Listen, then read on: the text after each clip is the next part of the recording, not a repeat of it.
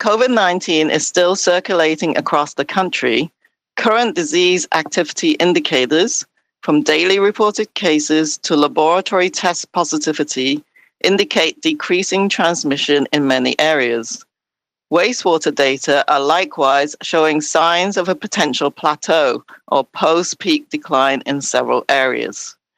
As our wastewater network and data continue to expand, the Public Health Agency of Canada, together with our partners, has just launched an online dashboard to display wastewater trends in select cities across the country.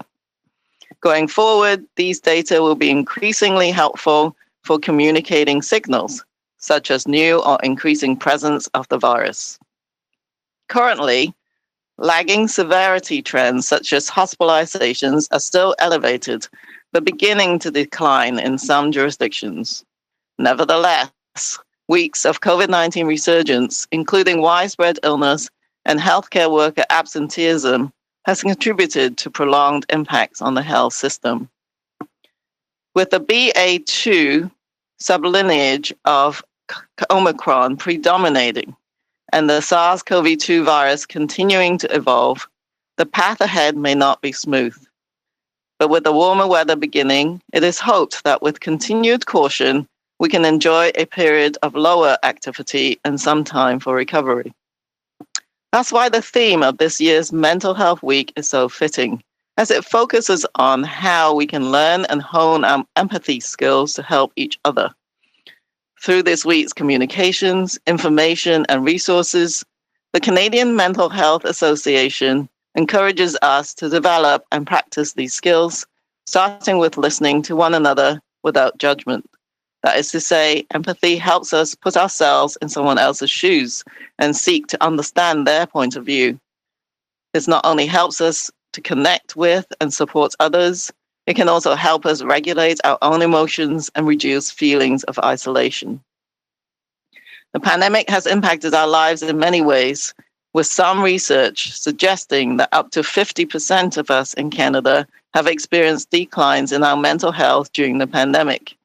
We know that these impacts have affected certain groups more than others, and that as the pandemic has evolved, we have faced different challenges, including now. While many are happy to have measures easing, this can also bring about anxiety and stress as communities adapt to the changes. At this time, as throughout the pandemic, Wellness Together Canada continues to offer confidential, virtual mental health and substance use resources and supports to people of all ages in Canada.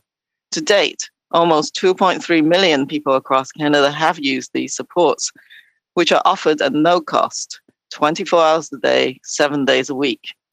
When it comes to mental health, every action counts.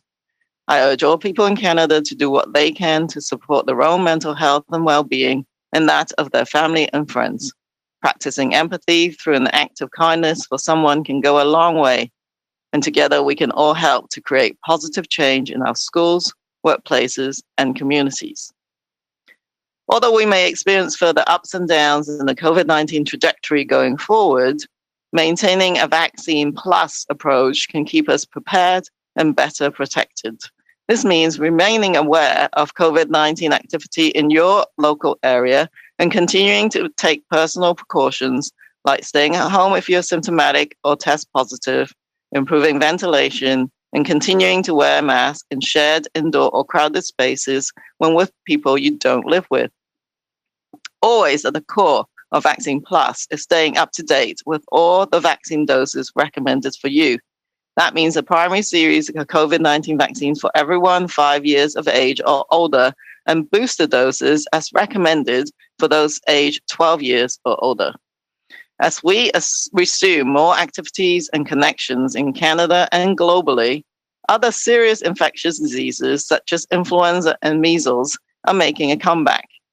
Canada is reporting increased influenza activity in recent weeks, and the World Health Organization have reported a 79% increase in worldwide measles cases in the first 2 months of this year compared to the same time last year.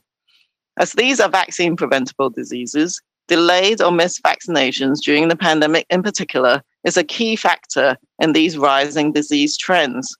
No matter what our age, we need to keep vaccinations up to date throughout our lives. Make prevention part of your health plan by checking in with your health provider or local healthcare resources. Thank you. Merci.